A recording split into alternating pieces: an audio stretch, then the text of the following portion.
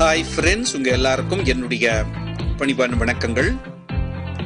உலகத்தில் எந்த popular product வந்தாலும், யூட்டிலிட்டி ப்ராடக்ட் வந்தாலும், மக்களால் அதிகமாக பயன்படுத்துகிற ஒரு ப்ராடக்ட் வந்தாலும் சைனீஸ்க்கு மூக்கில் வேர்த்துரும், இமீடியட்டாக டூப்ளிகேட் பண்ணிடுவாங்க.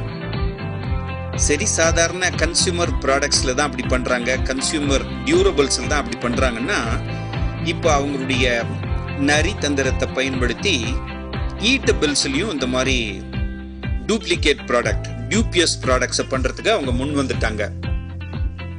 வெஜிடபிள்ஸில் எல்லா கடைகள்லையும் ரொம்ப ஃபேமஸாக இருக்கிற 4-5 ப்ராடக்ட்ஸில் இந்த கேபேஜ்னு சொல்கிற கோஸும் ஒன்று. அது செடியில் வளர்ந்து தான் நம்ம வீட்டுக்கு வருதுன்னு நம்ம நினச்சிட்டு இருந்தா இனிமே அந்த ஐடியாவை மாற்றிக்கங்க.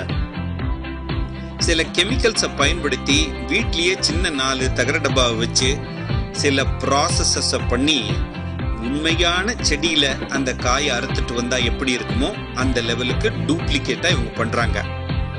100 ஒரிஜினல் கோஸோட இது ஒரு 50 காய் வச்சா கடவுள் உள்பட யாராலையுமே கண்டுபிடிக்க முடியாது என்பதுதான் உண்மை. அதை நீங்களே இந்த வீடியோவில் பாருங்க. ஜாக்கிரதையா இருங்க நண்பர்களே.